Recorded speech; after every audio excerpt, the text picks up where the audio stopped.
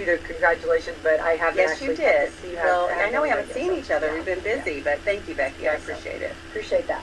So happy. All right, so let's talk about getting with your first term and getting and getting to know Washington and how long it really takes to get involved in the process. Kind of explain all that to us. Yeah. So after you win the election, you're not sworn in until you're not supposed to be sworn in until January 3rd. We had several ballots of voting for the Speaker of the House. We can't get sworn in until we have a Speaker of the House. So we actually we're sworn in on January 7th. So several days, 15 rounds of votes for the Speaker. It was certainly for the history books. Not the most votes ever, not the most time it took ever, but certainly up there in terms of how long it took to get a Speaker of the House. But after you win the election, they take you out to D.C. and you go through training, orientation, all the things that you have to know before you start. We could start hiring staff. I'm joined here by Heidi, who has some Salem roots too. She's our communications director in D.C., granddaughter of the Hedricks here, Sally Hedrick. Sally Hedrick's daughter. Yeah. So anyway, we the DC office is now fully staffed, up and running. After that, you have to work to get your committee assignments. It's not a given. You have to pick what committee assignments you'd like to have, and then you have to go and meet with all of the people who are on a steering committee. There's about 38 of them. They're members of Congress that you go talk to and explain why you want the committee assignment that you're interested in and what your quote unquote qualifications are to do that. And then they select their they seat committees. So I vied for the House Financial Services Committee. There are A and B and even C committees, and the A committees are the top 4 committees assignments that you can have: Ways and Means, Appropriations, Financial Services, and Energy and Commerce. Energy and Commerce has 2 Indiana members on it. Trey Hollingsworth was on Financial Services. Indiana has had a member on Financial Services since at least the 113th Congress. We're now in the 118th Congress. So there's been some precedent for having an Indiana member on there. Part of the voice that's underrepresented on the committee was rural banking. So I made a very strong case that we needed somebody on the committee that could speak to that group. You'd expect that on a financial services committee you might have members from New York and Nebraska and Iowa, but not where some of the financial centers are, but not necessarily the true Midwest of Indiana. So I made that case. I got seated on financial services, which was really great. I was happy to have that assignment. Usually when you have that assignment, you don't get any other committees because it's quite a high workload. And a week later, I got a call that they'd also put me on education and the workforce. So those are a couple of heavy lifts. Education and the workforce is a pretty, I would call it a B+ committee. It's a lot of work. Dr. Virginia Fox is the chairwoman, and she's terrific. Patrick McHenry is the chairman of Financial Services. He's terrific. They're going to be great chairmen. They're going to run a good agenda. But I got those 2 committee assignments, and I was very happy with that. Thought it was going to be quite a bit of work, but that's why I'm there. So put me to work while I'm there. And then a couple of days later, the speaker called me and asked if I would serve on the Rules Committee. Are you just going to stop answering your phone? Yeah, and you can't say no to that. That is a very, very important committee, and it's not insignificant that he asked me to do that. But that committee, I said, he goes, "Don't worry, you can still serve on financial services and serve on rules." And I said, "Well, what about education and the workforce?" And he said, "You'll be fine." You'll be fine. So now I'm on 3 committees and 5 subcommittees for this Congress, and it's going to be a tremendous amount of work. I'll probably never eat or sleep again, but I am out there to work, and so I've told everybody, point me in the right direction and put me to work. So, but that says a lot about your track record, because everything you just said, those 3 things have you've been very passionate about. Yeah. You're no stranger to any of that. In the past, this is something that you've conquered and hurdled and been very involved in. So how appropriate for you to go there, and they must have known that. You know what I mean? I think certainly Dr. Fox had known of my, the work that I'd done on education and workforce issues, and I think she was keen to, she does really vet everybody that she selects quote unquote selects or Sure. puts in a request for her Yeah. committee assignments and wants to have that, breadth and depth of knowledge. So I do think that helped, certainly, but I was not expecting that at all. So. Well, you're jumping right in. I mean, I am, and I should mention too that my freshman class, there's 41 Republicans in the freshman class, and they elected me to be their representative to leadership. So I'm also part of what they call the ELK committee, ELC, Elected Leaders Committee. We meet every fly-in week with the top leaders, Kevin McCarthy, Elise Stefanik, Tom Emmer, the NRCC chair Richard Hudson. So as a member of the freshman class, I am part of the leadership team. And my fellow freshmen elected me to do that. this is a huge compliment. I mean, really, they know that you can handle this and do. I mean, and everybody's wanting you. So how awesome is that? Yeah, it was certainly humbling to put yourself out there and then have people that you've just met choose you. But there are four offices, if you will, for the freshman class. One is the steering committee representative. So Max Miller of Ohio is our steering committee representative, and the steering committee is what seats members on committees. So that's a very, very important position, and we elected Max to represent us there. So he'll go into that room, and his job is to advocate for all the freshmen to get the committee assignments that they want to do. He did a fabulous job. And really, I think everybody in this class is where their levels of expertise are, just like you mentioned, with the education and the financial services piece. Then there's a class president, that is Russell Fry of South Carolina. And we have a policy chair, that's Harriet Hageman, who beat Liz Cheney in Wyoming. Oh, wow. And then I'm the elected leaders committee representative. So 4 of us were selected by our class to serve in a leadership capacity. My class is outstanding. There are 5 Navy SEALs in Congress, and 4 of them are in my class. One is Dan Crenshaw. The other 4 are members of the freshman class. We have more veterans, more women, more diversity than we've ever had for Republicans in Congress. And every week, we're celebrating something that one of the freshman members of our class has done, and it's a very cohesive group and just a very, very impressive group of people. I pinch myself, like, how did I get here among all these, world-class people? Now, there's a couple that have been in the news, but in large measure, our group is just a really incredible class of people. Well, you fit right in, and how awesome. I'm sure that if you have any downtime, that like those stories and everything, the people you're meeting, the networking that you're doing, and representing our state, how beautiful is that? That's fantastic. Yeah, it's been really exciting to be in the chamber.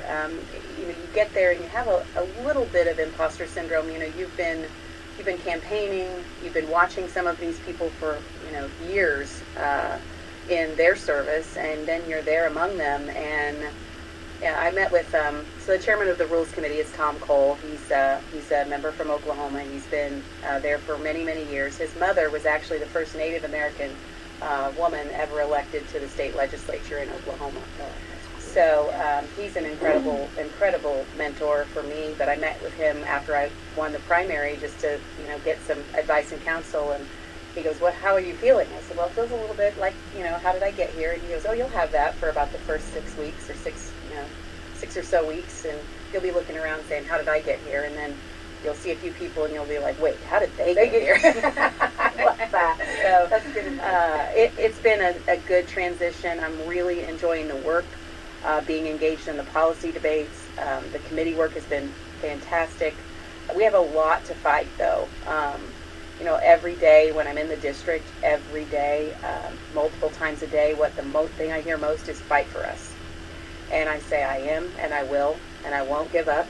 But there's an unlimited amount of things to fight. And it doesn't always have to be a fighting posture. The media likes to, portray us as very divided. They did that at the General Assembly. We talked about this a lot, how it's not as divided as then you're not the media. No, Becky, right. Let's just be clear. Right. And I appreciate that. Yeah, because I don't. But there is an interest in selling news, and what sells is the division. Yeah. So, but it is not nearly as divided. I mean, it's certainly more divided than what we would consider the Indiana General Assembly to be. I mean, most of the stuff they pass is unanimous and bipartisan, but we have had many bipartisan things pass already.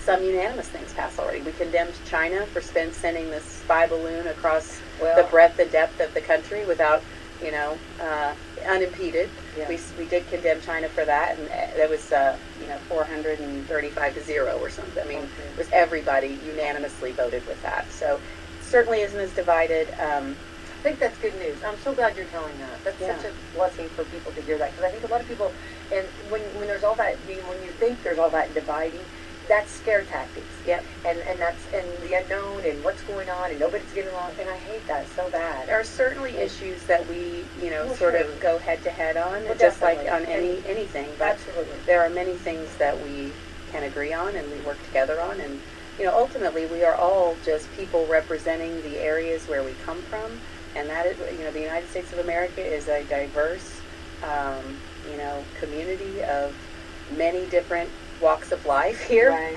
And we all, I think, we're just trying to do our best to represent our communities back home while we're out there in Washington, and it's been an eye opener. I saw a few people that I had seen on the news, and you meet them in person, you're like, well, she's a really nice person, Yeah. and you should expect that, but the media, the liberal media often doesn't let that happen. So. And even conservative news too. They want us to be.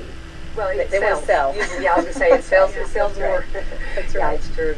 As I said, for Valentine's Day, I talked about getting Greg and I a romantic balloon ride, but decided not to. Yes, that's but anyway, right. let's You probably shouldn't do that under so that was these scratched. circumstances. Yeah. Yes. But what? Maybe hold off on that. Tell us about the balloon, and are there things you can't reveal that you? I'm sure there's things that that we can't. Yeah, I've had a couple of classified briefings on the balloon and the other objects. I think the frustration for me, even getting classified briefings, is that there's been almost no transparency from the administration.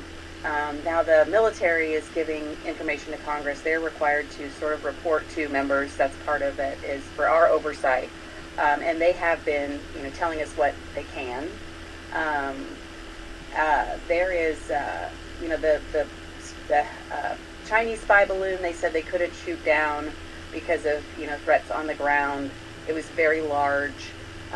The other things that they did shoot down, they're telling us they're the size of an ATV.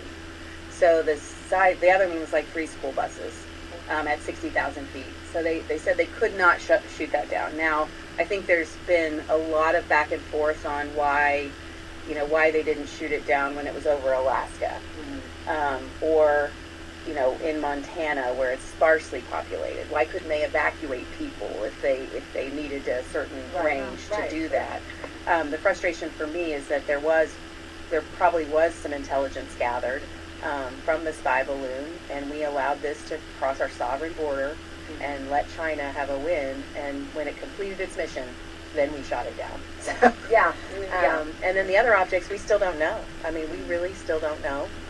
I haven't received, received a briefing on those, not in a classified setting, but just a briefing, and they said if you want to know more, we can give you a classified briefing, and, we may ask for that when we get, back to Washington, because the American people deserve transparency and answers. What are these? What is the threat? What are we doing about it? Is it China? And one of my colleagues, he pointed out that the threat of China is not just the spy balloon. Everybody has TikTok on their phone, and that is they are absolutely spying through TikTok. That is unquestioned. Now whether I don't have TikTok on my phone. Just for the I don't have record. TikTok. Well, on my phone. I'm almost obsessed with it, but I've been Yeah. told, I need to get off that. It's not great. I wish we would have, maybe Elon Musk create something that would be safe and secure and not spying. And then they are supplying the cartels with the things to make fentanyl. They're supplying the cartels, who are then flooding across the southern border, and they're killing Americans every day. Every state is a border state. You know, the Courier-Journal hit me in the campaign on saying that every state's a border state. They're like, well, Indiana's not a border state. Yes, it is. Indiana's absolutely a border state when the impacts of the border are felt here. Right. Oh, yeah. Yeah. Yeah. And we have fentanyl overdoses. Our communities are struggling with crime. And no, we're not on the border, but we are feeling the impacts of an insecure southern border every single day. My guest for the State of the Union was Dearborn County Sheriff Shane McHenry. I invited him to honor law enforcement. I can only have one person, so I invited him to honor law enforcement and just thank them for the work that they do every day. But also, he'd recently visited the border to see firsthand. And he said he cannot imagine if Biden visited the border, how he wouldn't just be very urgently trying to figure out how we can secure it as fast as possible. I think maybe the president was shielded from the worst of it when he did visit. I'm glad he visited. I wish that our border czar would go again and take the action necessary to secure the country. It is an invasion, and some of those people do not have good intentions for the United States of America or for the futures of their families. They are members of the cartel. There have been members of terrorists on terror watch lists that have crossed the southern border. Now, some have been captured, but many we know have entered into the interior of the country. So it's a very, very high priority of ours, of mine, to do whatever we can, even in this this divided government with the Democrats controlling the Senate and the White House, to get a secure border. And and inflation is another top priority. I feel it every time I go to the grocery store. It seems like it's worse every time. The bill's higher every time, and I know it's hurting families. I was just this week, I went down to Hope, Southern Indiana, which is a food pantry in Floyd County, and if food costs more, they not only have more demand, but the supply is impacted because they're not getting as many items for their buck. So it's a serious issue. We can't keep spending money like we're spending. We have to cut spending. Absolutely have to. The Biden administration has spent really on steroids with no end in sight. And if they had it, the State of the Union, when he spoke, it was $1 sign after another of more spending, and we just cannot. Absolutely. That is a matter of national security, too. Yeah. Wow, I think everybody is right now clapping at their radio. Yes, more and more. This is stuff, this is very encouraging. We needed to hear this, and I'm so glad that you could be with us this morning, because this is stuff that we need to hear, firsthand and explained. And I think when you go to a briefing, are you allowed to ask questions? Yes. Okay. Yes. I was in line for a question, and they cut off questions. They knew you were too good. They're like, oh, shoot, Houchin's coming. They better stop it now. But you can ask questions, and people did ask questions, and for the most part, people are respectful, certainly, of the military and their, the position. But at some point, there were a few times where, it wasn't purely military speak in what they're talking about. There's a little bit of politics going into it too, and that's when your guard goes up, and it really frustrates. It really frustrates us because that politics should have no place in that conversation when we're talking about our own national security, and particularly with regard to China. I agree. And I think, and it is sad that if somebody's question got wasted, some stupid question. I mean, you're right. Right. Yeah, you got these guys here. This is, this is what you're asking. You want asking. to get to the meat, and you're sitting here, so that would be a little hard to sit in that. Yes. Yeah. Well, I think that's been something, and again, the unknown's the worst, and everybody, of course, makes, what they think or what's going on, and so it's something that, and all these stories get told and stuff and things, and so it is scary. And those other 3 items, they have not recovered the debris. Yeah.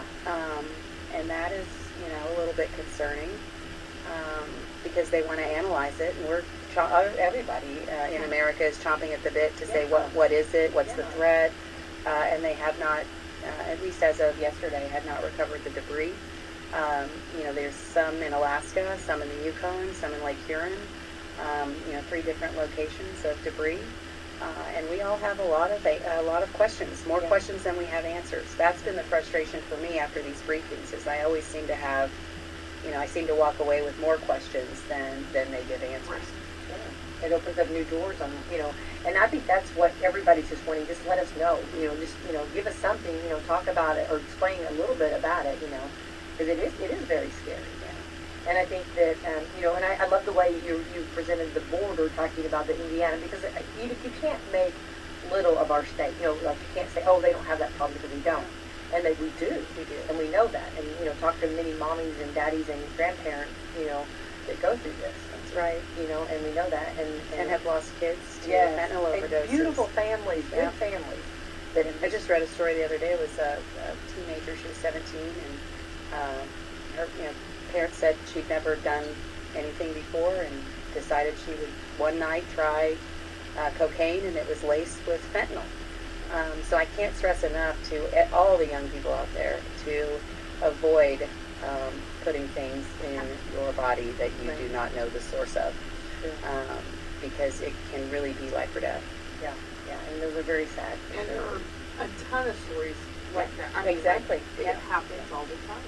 And the scary thing is that I believe, China has an interest in continuing to feed that to the country, and the cartels are very happy to oblige. And the administration is just standing by, watching it traverse the southern border. And not that they're not doing anything. They have seized, fentanyl, and but they're not working to secure it. It's just a Band-Aid at this point. A Band-Aid that requires a tourniquet. And we're not, they're not at all focused on that. It was hardly any of the State of the Union was focused on border security. Hardly any of the State of the Union. It was very weak on China. And it was 72 minutes of, that left me more, I was either confused or angry during the State of the Union. And if you see my face, and yes, Marjorie Taylor Greene was sitting right behind me. Dustin asked me, why'd you sit right in front of Marjorie? I was like, I didn't. She sat behind me. But I was in a lot of those photos where Marjorie is, very, very vocal and active in the chamber during the speech. And I either look angry or confused. And I said, well, I was. I had a really hard time understanding some of what he was saying. Like he struggled through the speech to communicate. So some of it was, I really was trying to, desperately understand what he was saying, and then others it was like, wait a second, I did understand that, and that did not sit well with me, and it will not sit well back home. But you probably were excited in the beginning to go. Because this is it's pomp and circumstance, exactly. And I've seen it. It's a very historic place. You've been living and eating and breathing this for years, and then here's the opportunity to be there. And then it's not. And then I would have said zoom in on Indiana. Look at Erin. Look at Erin. What is she doing? She's clearly confused or angry. I don't know. One of the other, or both. She is mad. She is not happy. What he did, I hate to say, you remember Joe Wilson yelled, "You lie." Yeah. That was like the first time decorum was ever broken, and now it's just a standard thing. It's like Parliament, everybody's just yelling. But the president did lie about the positions of the Republicans with regard to the debt ceiling and cuts to Medicare and Social Security. We've never said that. We've never said we're going to default on debt. We've asked for, a budget. Wouldn't that be incredible if the country had a budget? I can't imagine. Feel about budgets. I'm all about let's budget things, people. Let's budget. She budgets all the time. Oh my gosh, I can't imagine doing a household, running your household without a budget, running a business without a budget. But that's how we're running the country right now. So we're asking for things and getting our fiscal house in order. It's like it would be as if you had a child that went out and maxed out all of the credit cards. And then came back and said, oh, just go ahead and raise the limit again. And there's no requirement to have any discipline with that, right? If your kid or your spouse went out and charged up and maxed out all of your credit, and then came to you and said, but I just need a little more. That's what the Democrats are asking us to do, is to raise the limit with no discipline, and we won't do that. We're not going to default. Nor should you do that. No.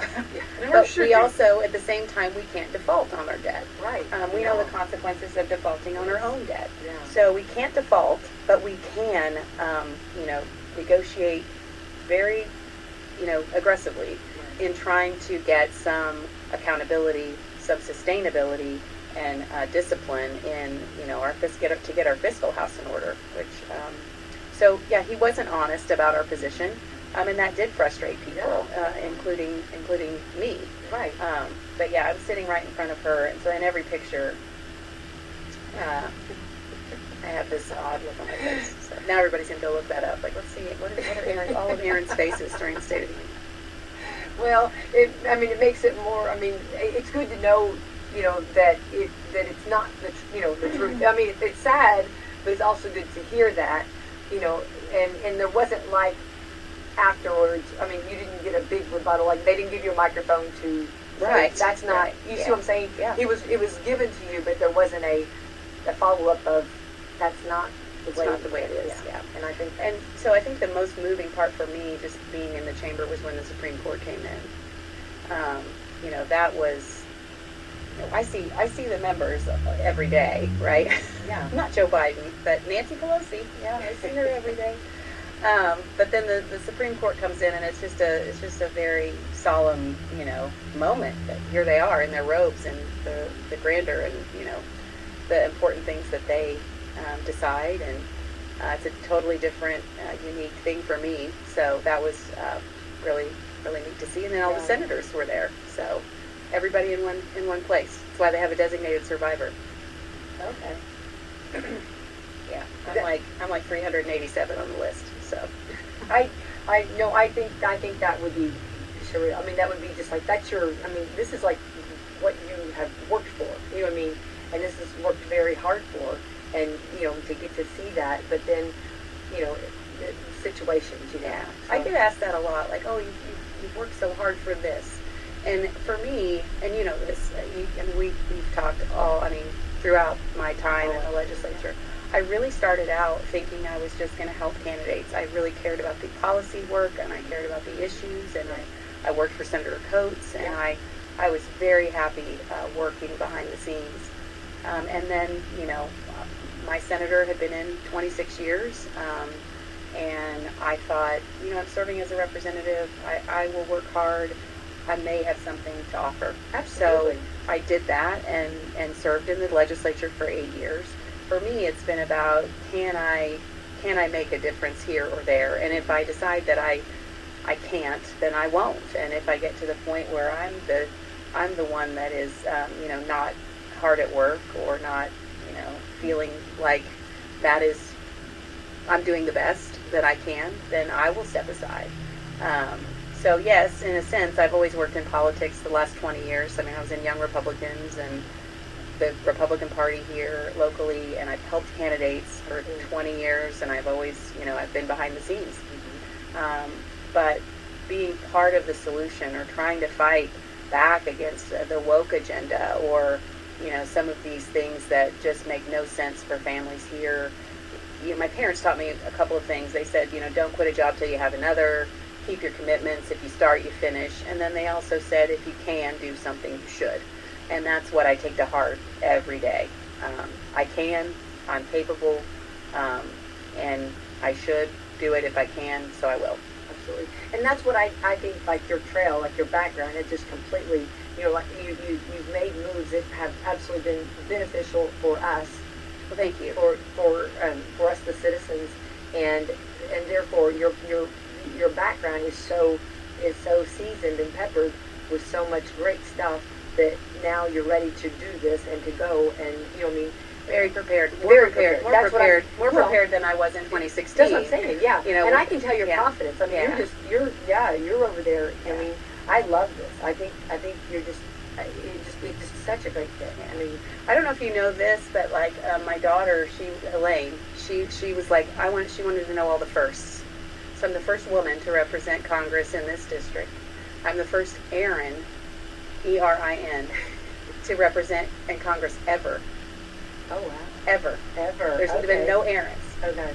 Okay. And I'm the first FIMU I'm a FIMU alum. I was a FIMU in college, and I'm the first FIMU. So apparently, there's a lot of firsts here, which is fun for me to see the kids be so interested in it, because it is a sacrifice. It is a sacrifice. We have a nightly group chat on Google Meet when I'm done in the evening when I'm in DC, which I usually start at 7 or 8 in the morning, and I'm done at 8 or 9 at night. But as I told my staff, like, while I'm here, put me to work. I told my committees, while I'm here, put me to work. I'm not here to play. I'm here to work. Well, I think your family, like, I'm going to say, like, my family, like I always call the radio station our family farm. Everybody's involved. And I think your family is the same. It's almost like your family farm. It's true. Because everybody, you've never, like, which has been, I'm a huge believer as we're moms, you know what I mean? But we're also, trying to make a difference. And they're right there with you. Yeah. And they always have been. You know what I mean? And, we have wonderful spouses, Dustin and Greg, they support us. And this is your family farm, and this is my family. You know what I mean? Yeah, I feel think like that. we talk about that sometimes, because, when Dustin first ran for prosecutor, Claire was 2 and Elaine was an infant, and Graham wasn't thought of. So It wasn't a twinkle in your eye. That's right. So they have always, this is what they know. Yeah.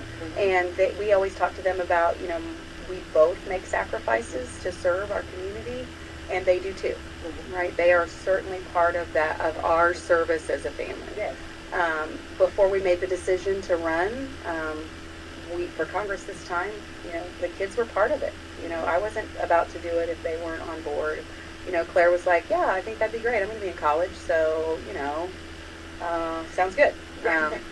Elaine, typical, she was a typical 16-year-old, she's 17 now. Like, yeah, Mom, whatever you think, on her phone, like, yeah, if you think that's a good idea, yeah, I support it. Can I go hang out with my friends now?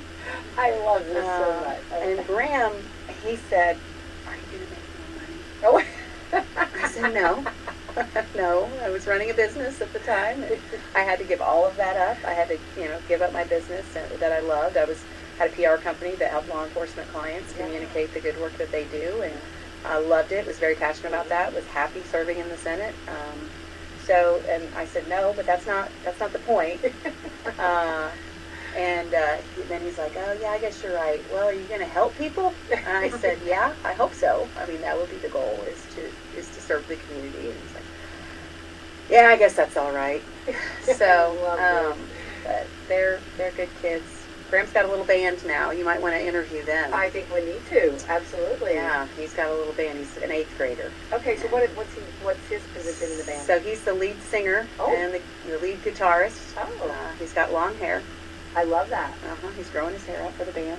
He Got a says it's not grandson for the doing band. that. He just likes that long hair. Well, that is the style right now. And it can move. It sways. Yeah. We make ours cut his, but he's not thrilled about it when we do. I mean, Yeah, that's the long hair Yeah. now. Well, and I like, you gotta pick your battles. Yeah. I think that's, Yeah. why not try it, So he's got a bass player, a drummer, and a guitar player, and then he's lead guitar. And he's loving it. Writing songs and putting it on YouTube. Oh my goodness, I'm going to have to check him out on that. Yeah. I'm a huge Graham fan. He's always Graham been, is hilarious. he's the, always wanting to know, he's been the fun one. Yeah, buddy. But then, of course, all 3 of them have got such a uniqueness. Yes. I mean, Claire, my goodness, She's little Dustin. Just completely right out of the... Elaine is like little Becky. Yes, Elaine and I, and that's why we like her cartwheels. Yes, Elaine, yes. I She's love the it. free spirit. I know, I love that. Yeah. Well, No, I'll have to send you the link for Graham's. I know you have that. YouTube Yeah, page. definitely. But I love that they all are so outstanding in different fields, but just onward how they go. You know what I mean? And so you got to be very proud of them. And Elaine's doing Salem Lions News, so she's wanting to go You into. seen the new newsletters and stuff that they're coming up with? I haven't seen it Okay. yet, but she always tells me when she gets to, she's like, I'm on the program here or there, and we get to watch it. They've interviewed me, which was fun. Well, I'll have to make a lot of money so I can afford her one day. That's right. Yeah, that's right. Yeah, she's great. She's very, very eager to be part of it. So that's been fun to watch too. Her sort of, blossom in that area. And Claire's studying political science. I could have called. We could have called Yeah, that one. if someone in the future is going to transform the way we educate kids, it's going to be Claire Houchin. I think so. I always say about Graham too. Sorry, Graham, but I'm like he's going to be wildly successful, or maybe live in the basement. I love that. He's something else. But they're great. They're great. They're very much part of it. We prioritize family when I'm home, and really try to be intentional about it, which you have to be. Mm-hmm. But I have said this for years. Many families make greater sacrifices than this to be in the military or to be a police officer, and this is the least I can do to serve my state, my country. I think it's been always such a huge blessing to have. I mean, your friendship, your beautiful family, but to have this, it's almost like gold to have you in our community to represent the southern part of the state. You know what I mean?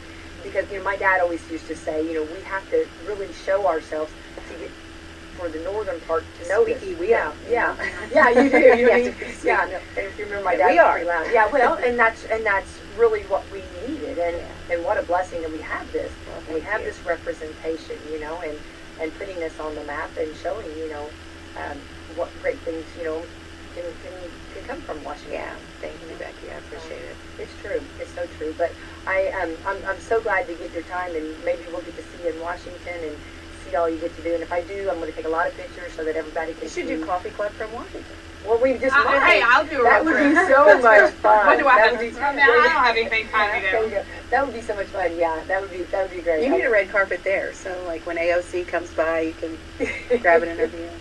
Yeah, I would love that. I don't know that they would, I don't know how they would appreciate that, but I think it's so with this, you're off and running now. You are going ahead and what's a day in your kind of a you said you get up early and how many days are you in Washington, or is it kind of a So a typical week would be fly in Monday morning, and you fly out Thursday, or you fly out Tuesday and you fly home Friday.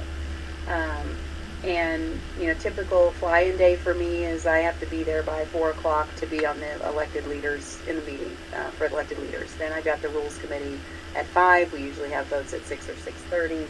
Rules committee can meet before and after and during that, and it often can be hours. So I've had 4+ hour meetings on rules where everybody else gets done and I'm still in the rules meeting at 8:30. Which is fine. Every single bill before it goes to the House floor goes in front of the Rules Committee. So, even if I'm not on, even if a bill isn't coming through one of my subject matter committees, I will see it if it's coming to the floor through Rules, and I get to, grill the Democrats or the Republicans. And drill down on these issues, and it's been fun. Then Tuesdays is usually, early morning. There's usually a meeting by 8 a.m.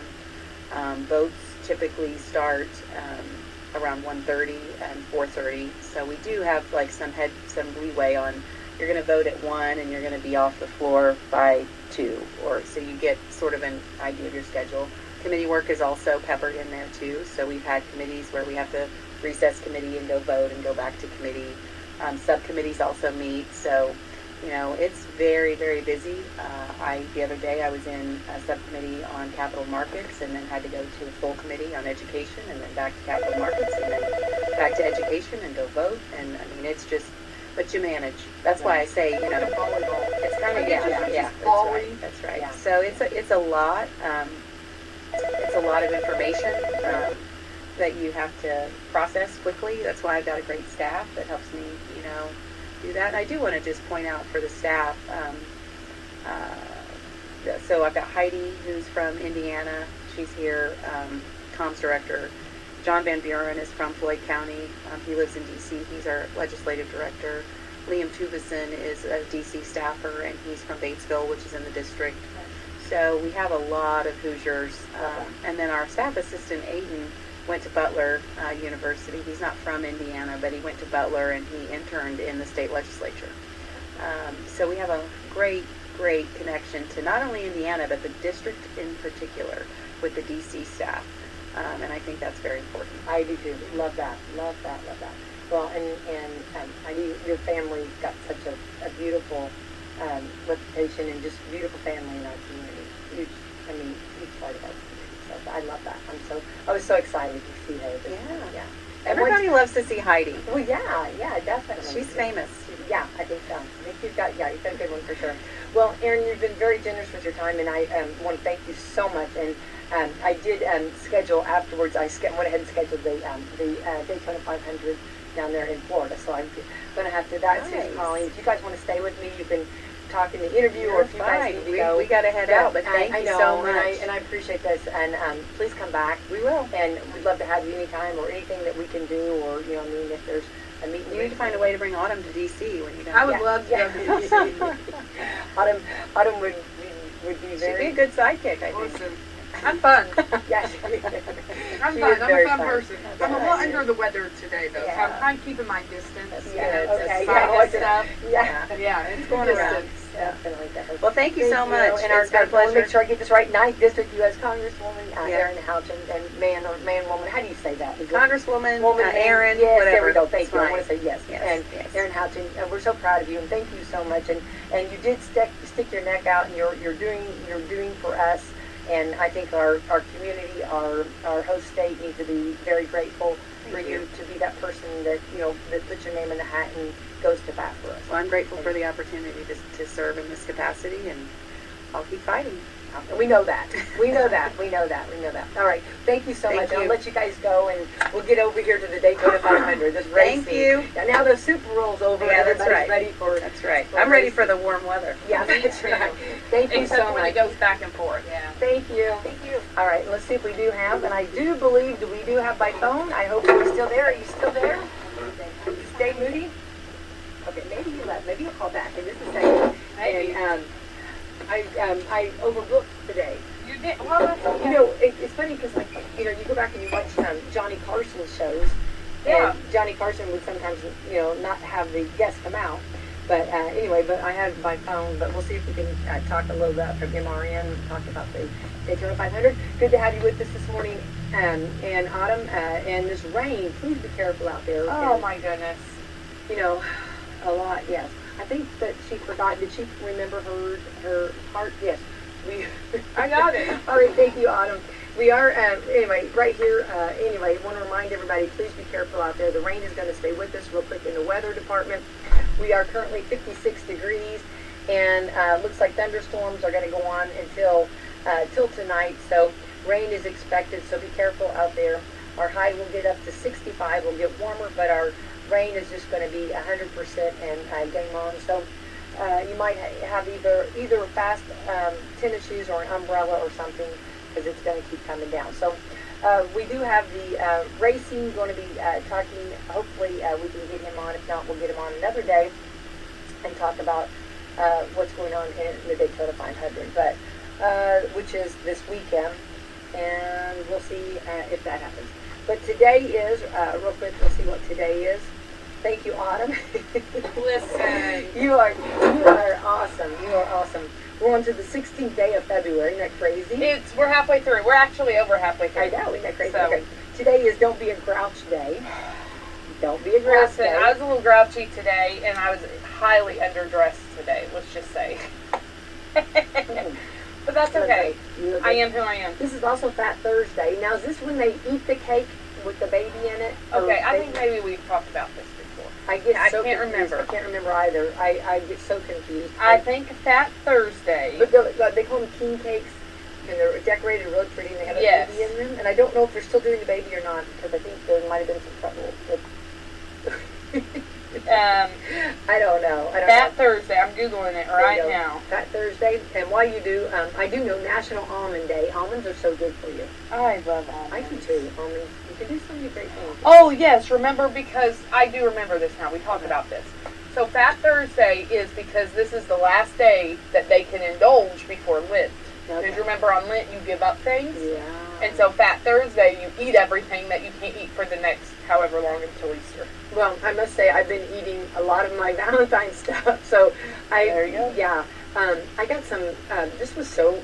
Everything was so good. Okay, I had cupcakes from Walmart, which was delicious. You know, I left out here Tuesday and I didn't have anything. I No don't know why- cupcakes, no cookies. I don't know no- why you didn't. And then I got the Some of cookies. them. And then Addison came that night, with have you ever had the, is it called the petit fours or petit fours, or wait, I just went blank. Petit fours, I'm saying. I have no petit idea. fours. They're like little bitty cakes, and they're like individual, and they are delicious. And she bought those, and at Sandy's, they're in Borden, they have those chocolate cake, the crinkles. The brownie cookies. Yes, with the white on them. Mhm. So I had powdered sugar from head to toe, but I wasn't even mad. Yeah, that sounds delicious. Yeah, so I do love those brownie cookies. yeah, so but they didn't come till later, so you wouldn't have been here on that. But Well, yeah, that's okay. But anyway, we had donuts. Yeah, so we had a lot of. So we are still, We're still eating it. Yeah. Actually, this year I did not do any. You didn't have any. No, I'm not. I mean, the kids, of course, they get candied up Yeah, from school, and one of my really good friends. Thank God I have a village of people who take care of my kids for special holidays. Yeah. So she got little goodie bags for all the kids, and I was like, That's "You're the best, thanks." That's very nice. Very nice. Very nice. Well, there was a lot, and right now it is 50% over there. So yeah, so head on over there, over at Walmart. But so this is also National. Let's see what you have on that. Okay, we said Almond Day, Tim Tam Day, Tim Tam Day. So we'll see if that's what Tim Tam Day is. So. Tam Day? Tim Tam. Yeah. I actually almost just said Tim the Toolman Taylor, because that's what that made me think I of. love that. Well, that was a good show, too. Yeah. I don't know if this, I hope this Dave Moody might call back, but we'll see if he does. But, and the Daytona 500 is this weekend, and so we're kicking off all those things going on over there in Florida. So also we'll find out the weather report in Florida. You know what I mean?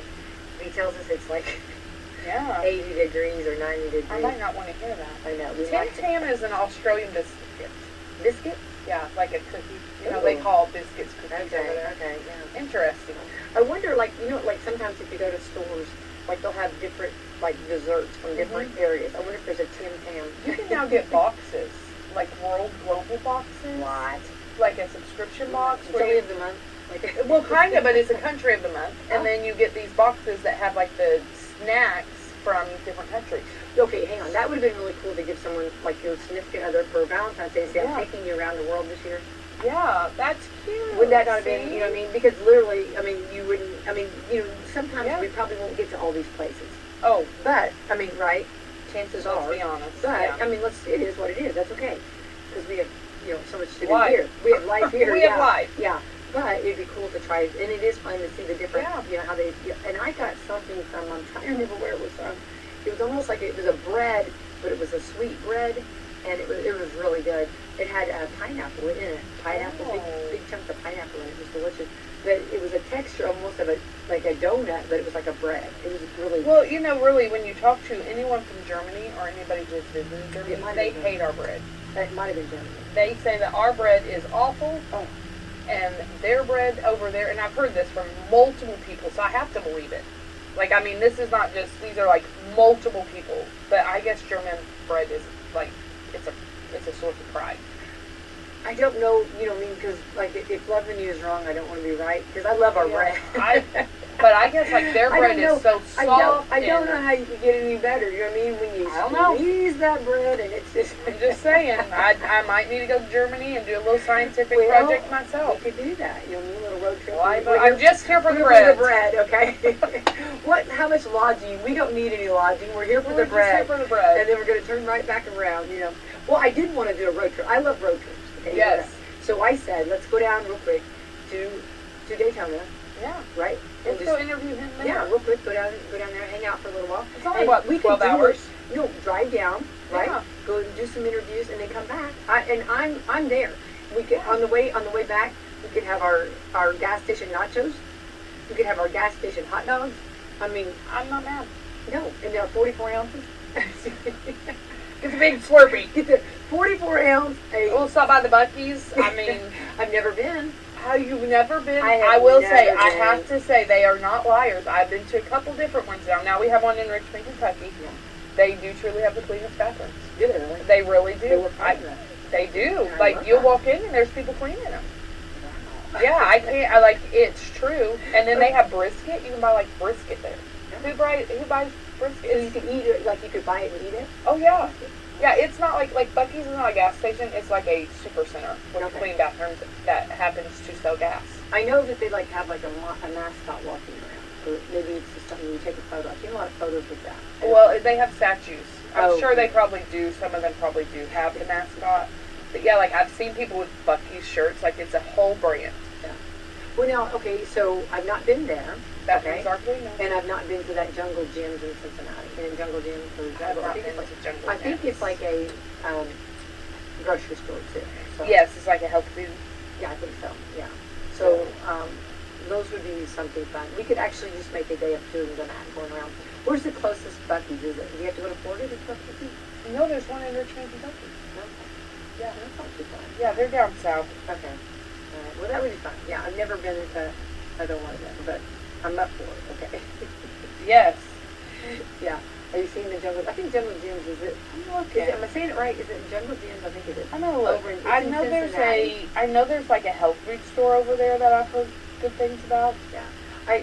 During the Super Bowl, the announcers were talking about Cincinnati, and they were talking about It's an international market. Yes. Okay. So like you're gonna get food. So you get your bread. You might get your. You might be able to get to. our bread right there. Not Yeah. make a trip. Yeah. So it's close to Cincinnati. Yeah. Oh, I when I go to the Reds, like I've thought about it, I've just never been. You know what I mean? Yeah, we need to. Yeah. It's an international market. There we go. I'm all about it.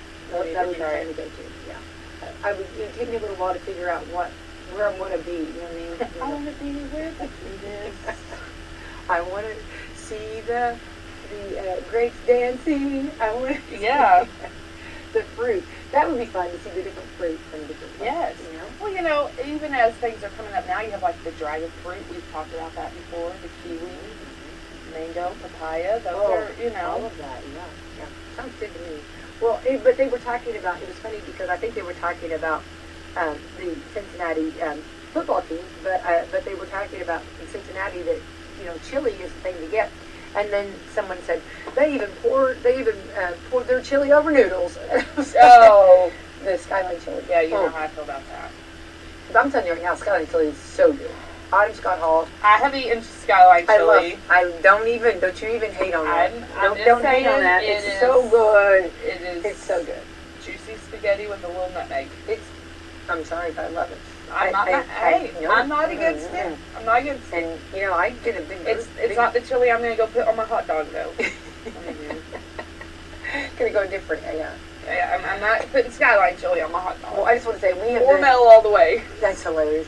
We have actually had, I made a lot of chili, okay? Because I always get nervous of how much to make, you know what I mean? Because Yeah. I'm always afraid. I have that mom fear of not enough food. You know what I mean? No, I mean, I really do, you know what I mean? But, so I made a lot of chili. So we have been eating chili from Sunday, And so, yeah, we need to, there's just a little bit left. And I'm like, it's got to go. You know what I mean? Well, and it's Thursday, so that's a long time. I know, yeah. You can freeze chili. Well, I don't have the freezer space for that. And I know if I did, I would. Yeah, I would. And then my chili was really good. It was very good. It was real rich and thick. You know what I mean? Yeah, So, sometimes I will if I make too much and I don't want to eat. well, I all thought day. about calling you, but then I don't know why I didn't. I love chili. Yeah, I should have called you and said, hey, come over and you can say It's probably because you put spaghetti in your chili. No, I did not. Oh. I did like a chili bar. Like I just made the chili and then I put the noodles. If you want to put it in there, I had the cheese, the sour cream. I did jalapeno peppers and onion, and you just kind of make I your own. love the chili bar idea. Yeah, it was a chili bar. It's like like a taco bar. Yeah. Everybody has that kind of stuff. But this, I said chili bar, I and love therefore because and then I had beans. So if you want to put beans, you put beans. If you want to put the spaghetti, put spaghetti. You do it your way. Just don't get too crazy. You didn't even have beans in your chili. No, I didn't do anything. It was good. Interesting. It was good chili. The chili was really good, but you just build your own.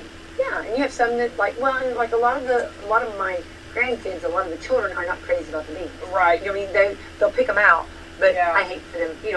I don't want anything to cause discomfort to my grandkids. You know what I'm saying? They are the grands. Not my Okay, babies. not my babies. Okay, we're not about that. They're the grands for a reason. Okay.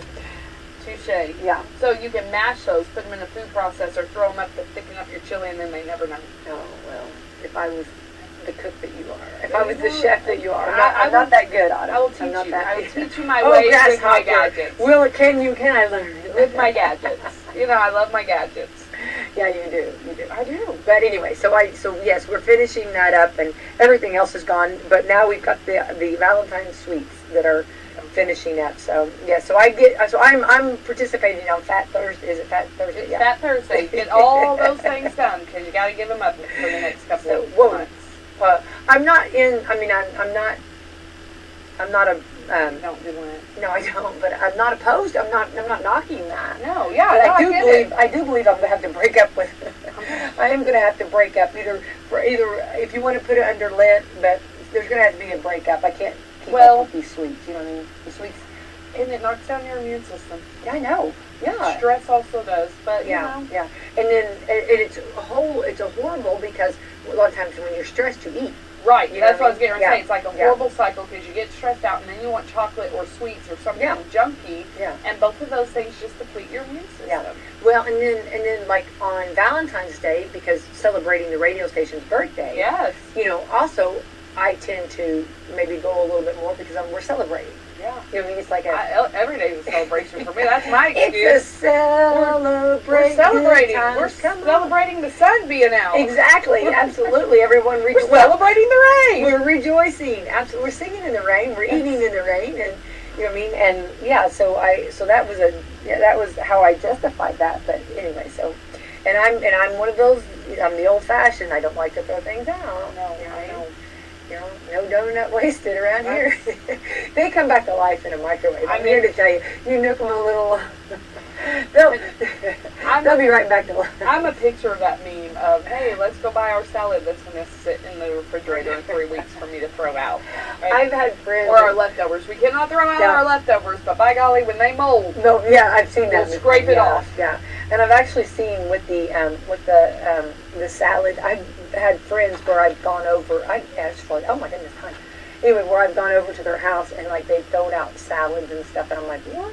Yes. What? Yep. Yeah. Next time, call me. Instead of remember we just talked about the pizza eater. I could be the salad eater. I'll come eat the salad you don't want to eat. I'll come eat. You know what I mean? Because I do love a big salad. Okay, real quick, we got some announcements, Autumn. I got to tell you tonight at 5:00. Please, everyone, this is your invitation, and we just hope everyone can come out to the presentation room at Salem High School. We're going to be meeting and going to be announcing the football coach, which is going to be, it's a big deal because he's going to be coaching our children, right? And it'll be a part of our community. So we really want to make sure that everybody comes out, and it'll be a great time for you to meet him. And it's at 5:00 in the presentation room at Salem High School, and it's open to everyone to please come out. So reminding everybody about that. Also, this coming Sunday, Autumn, we're going to be giving away and getting those girls ready for the prom. And I've got beautiful prom dresses, and I'm actually picking up some more today. And I just want to say, the boutiques, they're not local, but from out of town, have even joined in helping. I love that. No, it's fantastic. I love that. They see it. It's a God thing. It's completely awesome. And of course, our community has just been overwhelming and giving, cleaning out closets, giving prom dresses that. I love that. You know, and so we have all different colors, sizes, shapes, and styles, and everything. So it's going to be fun. So if you are going to the prom or know someone going to the prom this year, and you don't have to live in Salem, you can live wherever. Right. Salem schools they're kind enough to let me host it there, because the facility is fantastic. Yeah. So, but it's also a wonderful networking for Salem schools to bring in other schools for them, to be, Come on in, get what you need. Everyone should be able to enjoy prom. Absolutely. So this is, and we know, because I had 6 daughters, I know how expensive proms are. Yeah. So if we can help out, and we know very well that they're absolutely gorgeous. These girls are, every teenagers are gorgeous, gorgeous girls. And just get the dress, and if they want to spend money on their hair or makeup or whatever they want to do, you know what I mean? I was very thankful that for prom I was able to borrow dresses. That's a huge blessing. Yeah. And Well, and see, not everybody has that. No, not everybody has that. So it's a blessing to do this, and they're free, and to see the smiles on their faces are just out of this world. Well, everybody loves to feel pretty. Yeah. Oh, you do. You do. And when they jump in those dresses, it just, So that'll be this coming Sunday at 1. So want to remind everybody about that. So those are some of our announcements for you. So, and I think that's I think that's all. I want to thank again our 9th District US Congresswoman Erin Houchin. Pretty awesome to get her in. Yeah. And what I'm so amazed at, I mean, she's very busy. I mean, that she carved out time. It exhausted me just listening to everything. Well, she you know does. what? I think, all that she was talking about, think about, okay, you're just getting new in D.C., and, like, all your head, trying to get your head wrapped around, Well, right? you know, nothing like jumping in with both feet. Well, Full and fledged. she does. She's a hard worker, and I'm so proud, and I think she'll just do a fantastic. I just know she is. Yeah. And I love her work ethic, and it's, when we're burning daylight, let's get this done. Yeah. I mean, and she's going, I'm going to use I always say go boldly into the night. That's it. And she is, so love that. Her guns are blazing. John Wayne, love that stuff, for sure. All right, thank you, Autumn Scott Hall, and let's thank our sponsors again. Meadowview Healthcare, Walmart Tim Crossing, Hoosier Uplands, Dr. Black's Eye Associates, Dr. Mindy Gum, and Fox Curley Wealth Management, as well as AFP, Americans for Prosperity. Thank you, guys. Yes, thank you. Have a great day. Great.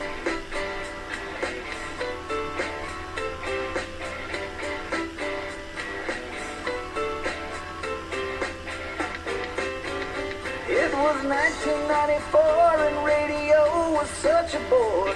Every station that you heard sounded so lame.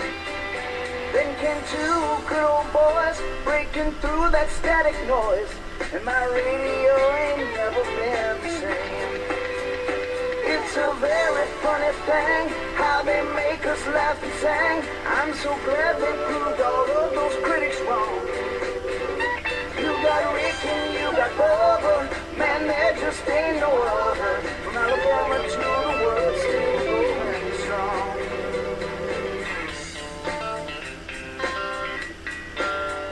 Man, I love to sing that Rick and Bubba song. 7 minutes now past the hour. And here we go.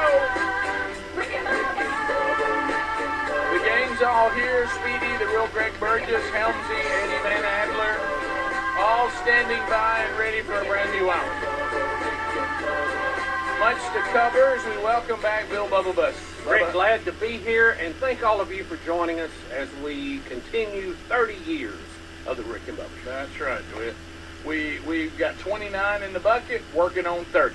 All right, so we interviewed Andy Irwin earlier in the week, and Andy was talking about the movie that's coming out next weekend, Jesus Revolution, and it goes back to this historic revolution that happened in the 70s and all the people involved in that, and so Kelsey Grammer is playing the pastor that was kind of at the heart of this, the pastor of the traditional church and the hippie movement and all this that took place between he and one of the people from the hippie movement that became kind of the liaison between the two cultures, and there was a revolution involving people coming to Christ and the church embracing those that maybe would not normally be seen at church on Sunday, and anyway, so it's a whole deal. I won't get into the whole movie, but the important part today is, a lot of times when you talk to people that are producing movies that are faith-based movies, sometimes they'll be criticized for allowing actors who have never made professions of faith be part of the project. And you hear over and over again, well, look, first of all, we want the best actors because we want the movie to be good. And there might be a chance that these actors working on this type of project, we've heard this before, there may be something that takes place in their life, if they're part of the process of going through these historical events, even if they're from Scripture, or if they're like this, a movement from the advancement of the gospel.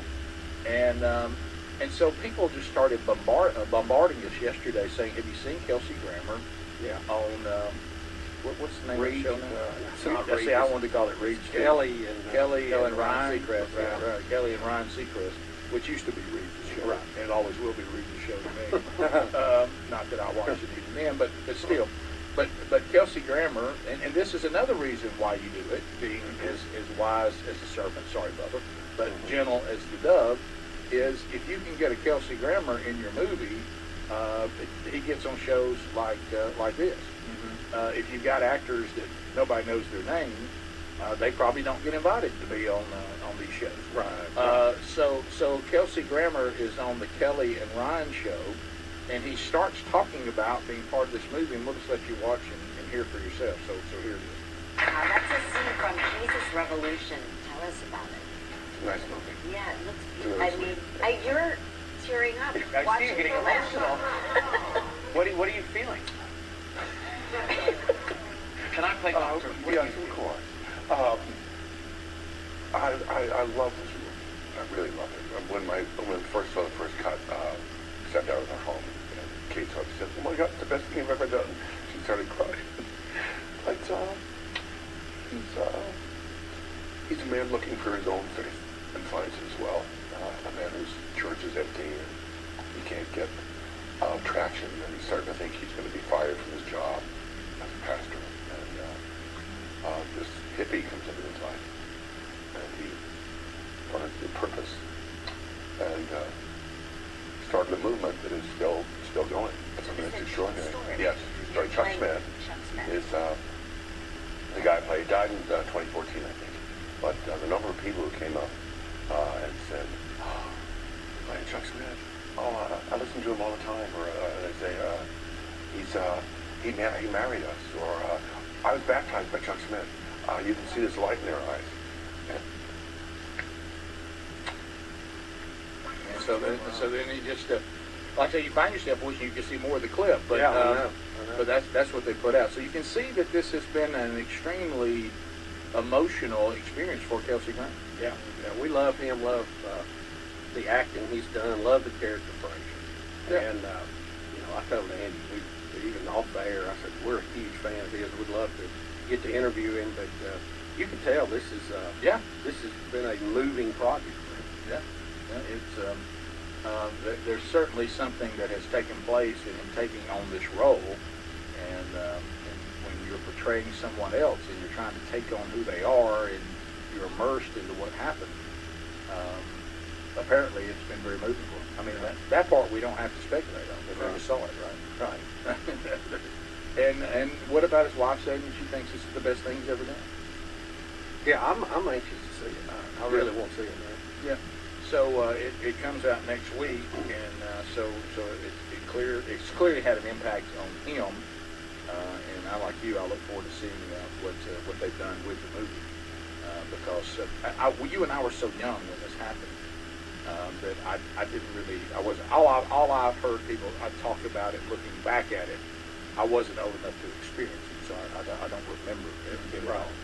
And like we had a call already, you have this thing going on back up at Asbury College again that's going on right now, and it's just there's a lot of things going on in our world right now spiritually, and I'm not making any kind of prophetic prediction or anything like that, because the minute you do that, you're off course. But we are told to pay attention to birth pains, even though we don't know when the baby is due. You can tell if it's far off or it's getting closer. And we do know that today we're closer than we were yesterday to all these things. Yeah. Even individual lives or as a world. And so this, and we can see clearly, if you watch, there is a spiritual war that has been going on for a very long time. And there's been ebbs and flows on it. But if you don't see the spiritual warfare that's going on right now, then you either don't have any spiritual discernment, or you're just not paying attention, because it's blatantly obvious. I mean, there's some hard lines being drawn right now, and some of that can be good because we're being forced to decide if we're really devoted or not. Right.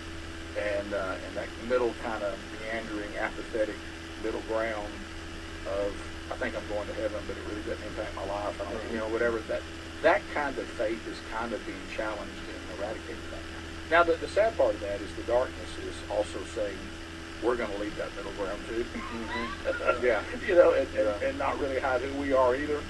And it's so I think we're living in a very exciting time spiritually. Yeah. Jesus Revolution movie. We're rolling the trailer now. So I don't remember it. I mean, of course, No, we were too young. Yeah. And so this has made me go back and look at it and research it a little bit. And I'm familiar with Jesus Revolution. Yeah. I've seen the cover that was on Time Right, magazine, right. and all of that. And but I say I was a little kid, so I wasn't really paying attention to what was going on. They didn't talk about it much down in Meadowbrook Baptist, Right, you know. right. So, Yeah, down in Gula, I didn't hear about it. in Alabama. We'll be back 15 minutes past the hour. 866 We Be Big is our number. More of the Rick and Bubba Show coming your way. But obviously it's had an impact on Kelsey Grammer. You can see that clearly. We'll be right back. Rick and Bubba. You'd like to drop those leftover pandemic pounds, but how sick are you of all the ads for weight loss pills and fad diets? Field of Greens is a science-backed formula of specific fruits and vegetables you won't find in any other product. Proper nutrition reboots your metabolism so you burn calories faster and lose weight a healthier way. And Field of Greens is the only brand backed by a better health promise. Let's get you started with 15% off your first order. Visit fieldofgreens.com, promo code BUBBA. When inflation is this high, we're all pros at finding creative ways to save on everyday items. That's why I have to tell you about Upside. Upside is an incredible app for anyone who buys gas, groceries, or dines out. With Upside, you're not getting slammed by inflated prices because you get cash back on every purchase. Now, to get started, download the free Upside app and use the promo code BUBBA25 to get 25 cents or more back on every gallon of that first tank of gas. That's promo code BUBBA25. Get cash back today with Upside. The folks at MyPillow have launched MyPillow 2.0. This new innovative MyPillow has a brand new temperature regulating technology to keep you comfortable throughout the night. Now, core body temperature plays a big role in how you sleep, and this new fabric technology helps regulate your body temp by creating a lower surface temperature for a more restful sleep. Available in 4 loft levels with a 10-year warranty and a 60-day money-back guarantee. Head to MyPillow.com/Bubba to buy one, get one free on the new MyPillow 2.0. I'll second guest dinners with friends because they can be interrupted by diarrhea, gas, bloating, stomach pain, or oily stools. It turns out I have EPI, or exocrine pancreatic insufficiency, which means I'm missing the enzymes needed to digest food. My doctor prescribed Creon, pancrelipase, an oral prescription medication that replaces pancreatic digestive enzymes. Creon treats EPI due to cystic fibrosis, chronic pancreatitis, pancreatectomy, or other conditions. Creon may increase your chance of fibrosing colonopathy, a rare bowel disorder. Tell your doctor if you have a history of intestinal blockage or scarring or thickening of your bowel wall, if you're allergic to pork, or if you have gout, kidney problems, or worsening of painful swollen joints. Call your doctor if you have any unusual or severe gastrointestinal symptoms or allergic reactions. Take Creon as directed by your doctor and always with food. Do not chew capsules, as this may cause mouth irritation. Other side effects may include blood sugar changes, gas, dizziness, sore throat, and cough. These are not all the side effects of Creon. Creon is the #1 prescribed EPI treatment. Ask your doctor about Creon for EPI and visit creoninfo.com or call 800-633-9110 to learn more. That's CREONinfo.com. Attention! This is a special alert for all Americans who own a vehicle with less than 200,000 miles with an overpriced auto warranty or no warranty coverage at all. Due to the increase of new and used car prices, repair costs, and the price of gas, people are keeping their cars longer than ever, which is why CarShield is announcing a low-cost, month-to-month vehicle protection plan to save any driver out-of-pocket expenses on covered auto repairs. Call now to find out how you can save thousands for covered auto repairs. Yes, you heard that correctly. You could save thousands on future auto repairs. Our specialists are standing by for all drivers to call for a free quick quote. Call 800-706-8951. Vehicle protection plan pricing is at an all-time low. Plus, drivers who purchase this coverage today will receive rental car options, free roadside assistance, and free towing. Call 800-706-8951 now for your free quick quote. That's 800-706-8951. What do you have to lose? Call 800-706-8951. Again, 800-706-8951. Need weekend plans? Check out what's happening at your local Lowe's. Weekending at Lowe's gives you and your family the opportunity to make us your weekend destination. Join us in-store for free giveaways, events, and activities for everyone to enjoy. This month, stop by for fun events like our 2-day Super Bowl prep party and our Valentine's-themed kids workshop. Visit Lowe's.com/events for this month's full lineup. Count on Lowe's for all your home improvement needs. And now, activities in your community with Weekending at Lowe's. 3 people you should be 100% certain about. Your barber, your plumber, and your tax pro. Switch to Jackson Hewitt and you can be 100% certain about your taxes. We'll get you your maximum refund guaranteed and we'll back your return for life. They'll be kind of certain or almost certain. Be 100% certain.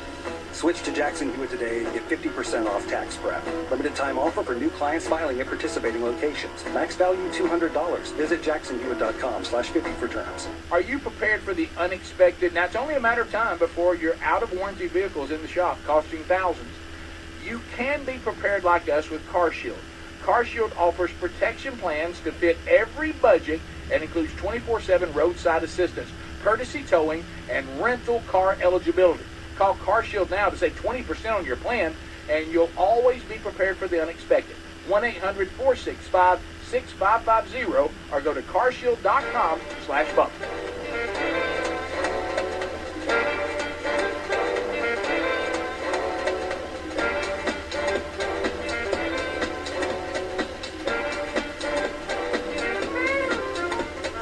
This is the Rick and Bubba Show. The views and opinions expressed by the show are not necessarily those of the staff and management of this radio station, but they should be. 21 minutes past the hour, the Rick and Bubba Show. 866-WE-BE-BIG's our number. We thank you for being with us today. So, a couple of things. Strahan has talked to Damar Hamlin.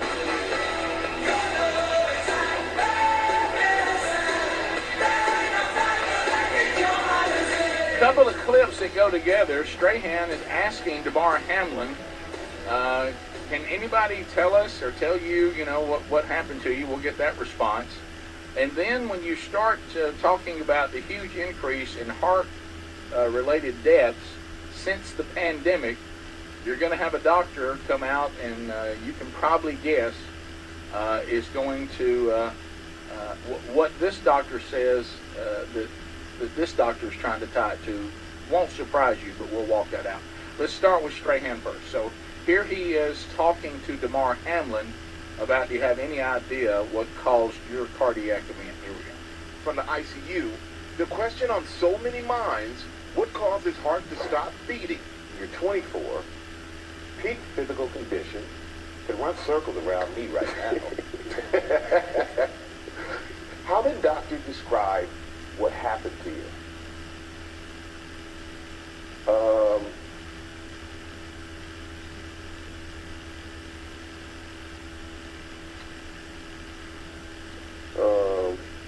That's something I want to stay away from.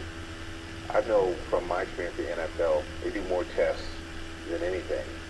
And in the course of you having your physical, did anybody ever come back with so you had a heart issue or anything that was abnormal? Honestly, no. I've always been a healthy, big, energetic, human being, let alone athlete. So it was something that was just, that we still processing, and I'm still talking through with my doctors just to see what everything was. So, Bubba, what say you? He clearly pauses. Does that pause tell us there has been a discussion, but he's just not going to talk about it? Well, he said he didn't want to go into right. it. I don't know. That was a long pause. I mean, obviously your medical stuff is private. Understood. Unless you don't care. We do that a lot here on the show. Yeah, we do. much to some people's dismay. Yeah. But his heart stopping was so public. It was on Monday Night Football. It was the top issue in the story in the country for a week, for several days, and now it's still going on. It seems like he won't clear that up. I don't know why he's not wanting to say. I don't know if they've just said we don't know, or well, we know there's several things. You can have blunt force, and it just be at the wrong millisecond of the heart beating cycle, and it could cause it to stop or something else. But I don't know why he would not say that. Well, you can look at this two ways. Even if he was going to be interviewed, that's going to be one of the first questions. Well, yeah, you can look at this two ways, and it could really be either. It could be it had something to do with my participation in football. So there's a lot of baggage if I go there, and that's how we all make a living. Or you can look at it as it was tied to the vaccine or these vaccines we were forced to take, that opens up another can of worms. I don't know whether he's ever had COVID before, because you can hear this next clip, and they're going to say, oh, all this is from COVID itself. But of course, that's why our people who got the vaccine, which is supposed to be the end all, they're having trouble too. So I don't know how this doctor is going to explain that part away, but we'll hear that clip. So it is interesting. He says something I want to stay away from. So the doctors have talked to him about why they think he had this cardiac event, but he's just not ready to tell, or he may never tell us. And it's his business and between him and his doctor. Is it a possibility? Is there a possibility? I didn't look at that as someone trying to hide something. I almost looked at it as, I'm still so traumatized by the whole thing. I was basically dead and they had to bring me back, and I don't want to talk about that. I'm not ready to discuss that. Yeah. That's kind of what I took from it. Yeah, it could be anything. But you could see why you would go, I'm still processing it. They're still processing, and I do have something I could say right now, but it wouldn't be wise. Yeah, there's that too. Yeah. And I don't mean like conspiracy. I mean we're still processing all this. Right. It's almost like he was trying to figure out during the interview what he wanted to say, and came to the conclusion he wasn't ready to, or I don't want to go Adler, there. I know you've probably gone to 3B, and I apologize for that. Can we see him take the pause one more time? Is that a big issue? It seems like he could have just said, I'm not ready to talk about it. Well, you can like see, he knew he was going to be asked. He's contemplating it. Yeah, he is. And Strahan... And probably made a wise decision. Right. Stop feeding. You're 24, peak physical condition, could run circles around me right now. How did doctor describe what happened to you?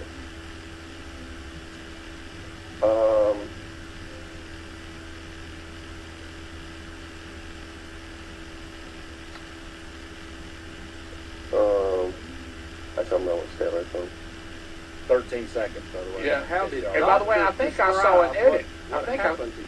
I think I saw an edit. It might have been longer than that. It looks like there's a little jump in there, like they cut the time down a little bit. Something happened in the break. Did he talk to some? Did he look off camera and say, what can I say here? Who knows what happened? But I agree. I think there was an edit there, Rick. Yeah. So anyway, I don't know if that means it's longer or shorter, and they're trying to be dramatic. I don't know, but but there's no doubt that he pauses, almost like he's considering. Yeah. Because if I was ready for that answer, I'm not going to talk about that right now. That'd be the first thing I said. But you see him contemplate for a minute, and then he decides not to, for whatever reason. Now, let's go to one of the things out there is that there's some issues involving some of the vaccines and some of the treatments involving heart and blood clots and all that. So CBS is going to note that is taking place, but watch what is going to get blamed for it. Here we go. Heart attack deaths have become more common across all age groups since the start of the coronavirus pandemic. But a recent study found that young people are actually most at risk in this case. According to Cedars-Sinai Hospital, the number of heart attack deaths among 25 to 44-year-olds in the U.S. over the first 2 years of the pandemic was 30% higher than predicted. Dr. Celine Gounder is here on set with us to talk more about it. She's editor-at-large for public health at Kaiser Health News, and she is also an infectious disease specialist and epidemiologist and a CBS News medical contributor. Dr. Gounder, thank you for being here. What stood out to you in this study? I think the fact that you're seeing such a big increase specifically in the youngest age group, so the 25 to 44-year-olds, you saw this 30% increase in the risk of death from heart attack. And that really is quite striking. That's not an age group in which you normally see heart attacks, much less dying from a heart attack. So to do a study like this, you look at the years prior to the pandemic and the typical rate of heart attack death in that age group, and then you see it increase, and you wonder what's the new variable. And so the pandemic is that new variable? That's right. So these researchers looked at 10 years of data across the U.S., all the death certificates that get filed with the CDC, that data. And so what they saw is prior to the pandemic, heart attack deaths were actually dropping. And then that trend reverses, and you see those deaths go up, especially among that youngest age group during the pandemic. And do we know why younger people might be more at risk? Or? We don't know for sure, and in fact, these death certificates are probably not even capturing the fact that they might have had COVID. They're really just saying, did you die from a heart attack or not? What we do know, however, is that younger people were less likely to protect themselves against COVID than older people, less likely to mask, less likely to take other mitigation measures, And they were also farther back in line to get vaccinated. So they were not protected with vaccination until later in the pandemic. Those might have been a factor here. So you see the pivot. We'll talk about that when we come back. Rick and Bubba, Rick and Bubba. American Standard Heating and Air Conditioning is built to a higher standard, so you can focus on the problems in your life that really actually matter. Like the gap between your bed and wall that's big enough for your phone, but not your hand. Or the gutters growing their own trees. Or the wall outlet your kids keep calling Sparky. Whatever you're worrying about, it won't be your heating or air conditioning. American Standard Heating and Air Conditioning, built to a higher standard. Give Seth at Marshall's a call today at 812-967-3742, and we'll be glad to take care of you.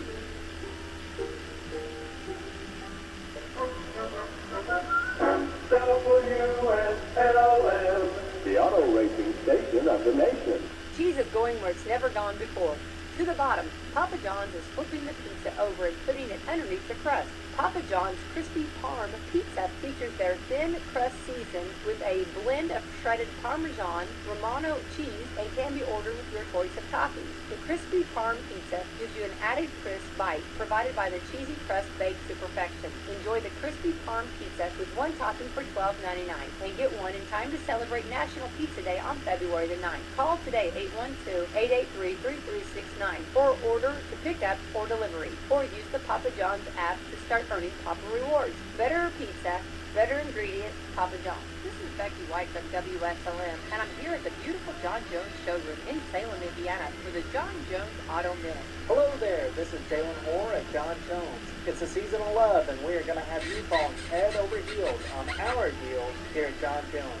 These may even be sweeter than your Valentine.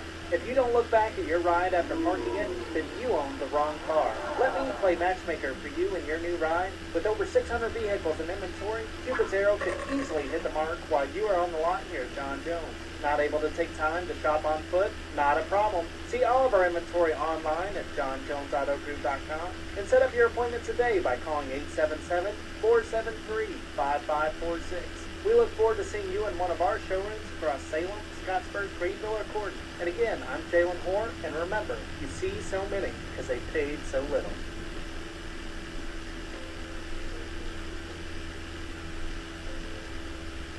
A pair of everyday earbuds, or low latency gaming headphones, or a speaker with a battery that will last all night at the next party, Raycons, they've got you covered.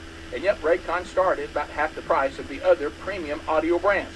But even if you know that you're going to love your Raycons as much as we do, Raycons wants to make sure you feel great about your purchase. With buy now, pay later options and a free and easy return guarantee on every purchase. Go by raycon.com/Bubba today to get 15% off your Raycon order. That's buyraycon.com/Bubba for 15% off. Buyraycon.com/Bubba or find the link at rickandbubba.com. Hey folks, our friends at TheraBreath have some good news. If you have bad breath, try TheraBreath Fresh Breath Oral Rinse. TheraBreath is dentist formulated by Dr. Katz himself. Over 25 years ago, he created an oral solution for his very own daughter and her struggle with bad breath. Now today, that expertise is available to your family with oral health solutions and a range of clinically proven products. The stuff works, and TheraBreath doesn't mask bad breath like those burning alcohol mouthwashes that can actually irritate sensitive mouths. TheraBreath has a gentle yet effective mild mint flavor that is, and listen to this, alcohol-free, free of gluten, and is certified kosher. Plus no added dyes or colors. If you need one more reason to believe TheraBreath is effective and worth a try, they offer a money-back guarantee. Find TheraBreath in all your favorite retail and drugstores. Just look for that bright orange cap or online at TheraBreath.com. You can also find a direct link at rickandbubba.com under the sponsors. TheraBreath, confidence in every capful. The folks at MyPillow have launched MyPillow 2.0. Now this innovative MyPillow has brand new temperature regulating technology to keep you comfortable throughout the night. Core body temperature plays a big role in how you sleep, and this new fabric technology helps regulate your body temp by creating a lower surface temperature for a more restful sleep. The MyPillow 2.0 is available in 4 loft levels with a 10-year warranty and a 60-day money-back guarantee. And of course, it's made right here in the USA. And folks, MyPillow.com/Bubba has all kinds of other special radio deals for you when you use our special code Bubba. Their Giza Dream bed sheets are also buy one, get one free. And there's great deals on my slippers, my coffee, clothes, and their 6-piece towel set is just only $49.99. Take a look at the brand new MyPillow 2.0 and head to MyPillow.com/Bubba. Use the code Bubba to get in on this buy one, get one free MyPillow 2.0 deal. Rick and Bubba to the house. Rick and Bubba. Pass the gravy, please. Rick and Bubba. Ooh, it brings me to my knees. Rick and Bubba. I can't start another day without him, brother. 35 minutes past the hour, the Rick and Bubba Show, 866, We Be Big is the number. Thank you for being with us today. Let's visit for a minute on buyraycon.com/Bubba. A lot of you, is there anybody on this show that's more critical than Greg Burgess? Probably not. But you love the Raycon earbuds. I do. Yeah, and it took you a minute. Let me tell you one thing. Greg's not going to rush to the latest trend. I'll promise you. No, I give it. Buyraycon.com/Bubba. The audience, including Greg, have fallen in love with these. That's right. You know what they deliver, and that and the Helix Max. It appeals to Greg because it does what it's supposed to do. It appeals to Speedy because it's about half the price of the other premium audio brands, but you're not compromising anything. Smart buy. Why would you pay more if you're buy. getting the same quality or even better? Why would you, Speedy? Who likes to waste money? I don't. But I'll tell you this. With the buyraycon.com/Bubba earbuds, they will not budge. They stay in your ear. They fit comfortably. They don't look silly. They're really hip and cool. And you've got all kinds of sound profiles based on what you're listening to. You've got noise isolation options or awareness mode. Whatever you need, you're going to love these. And they are durable. Bubba, the emails we've gotten, the people that have washed them in their clothes. I know. Dropped them, run over them, found them later. They Yeah. seem to be indestructible. Yeah, buyraycon.com/Bubba. How about another 15%? Hello, Speedy. So go right now to buyraycon.com/Bubba. Get yours, or go to rickandbubba.com under the sponsors button, and we can't wait to hear from you. So we ran up against the break. DeMar Hamlin says he'd rather not talk about what they've talked about why he had this cardiac event. Whatever that means, that's his own business between him and his doctor. It was a long, uncomfortable pause.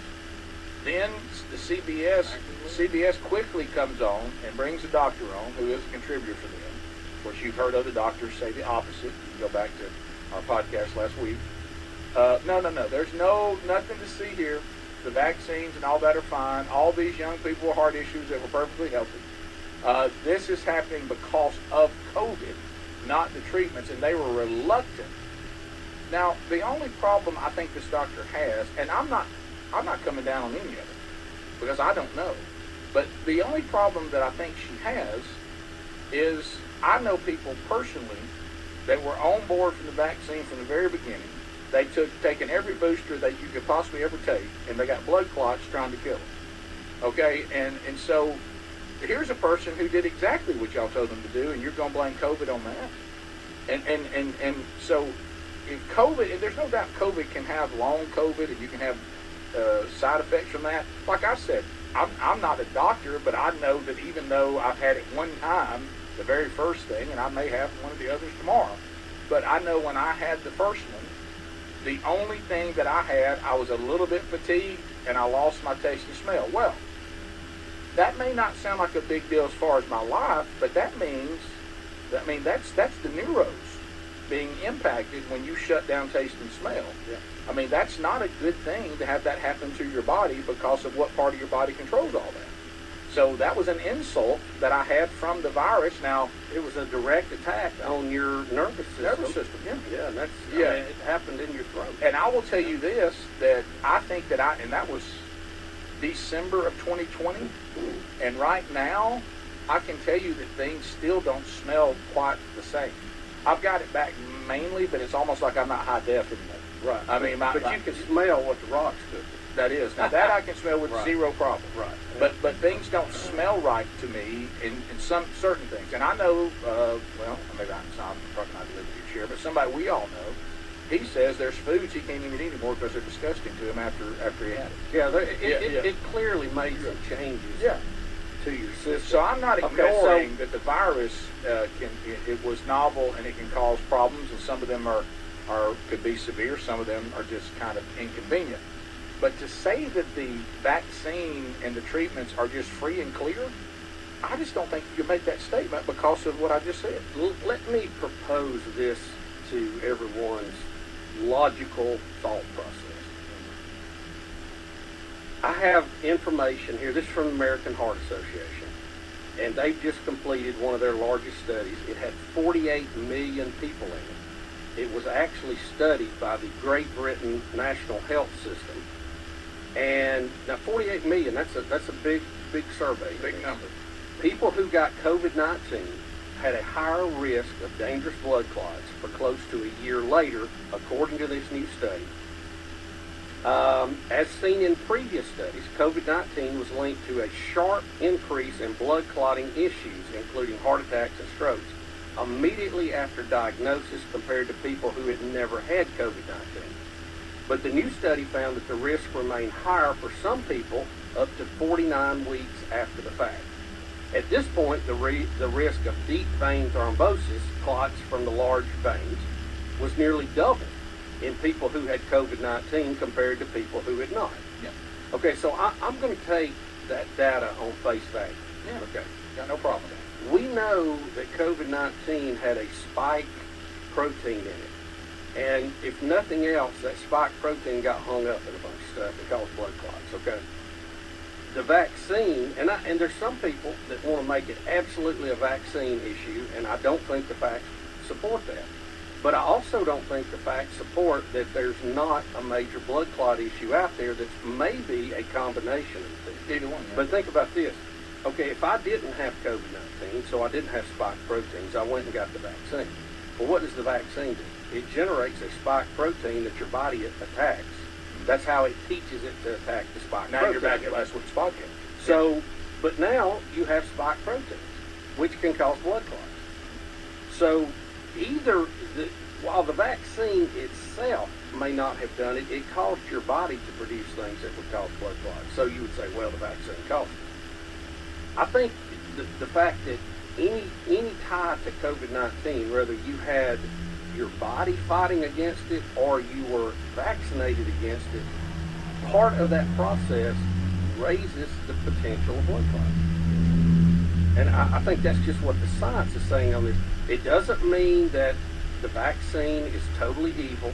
It doesn't mean that everybody that had COVID-19 is going to die of blood clots. But it does raise the risk. I think that's what the data shows. No matter how you get that spike protein, either naturally or through the vaccine, it raises the risk of blood clots. And you have to be aware of that because we are having more clots. I've looked up several stories.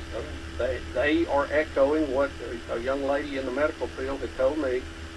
Blood clots are up many-fold to what they were prior to COVID-19. So I think the facts that we have shows that the spike protein will cause an increased chance of blood clots, whether you got it naturally or whether you get it through the vaccine. Right, and if you listen, and I think that's fair. I think that's what the evidence is pointing. Yeah, because if you listen to the doctor we interviewed last week, he explains to you scientifically why what Bubba just said is true.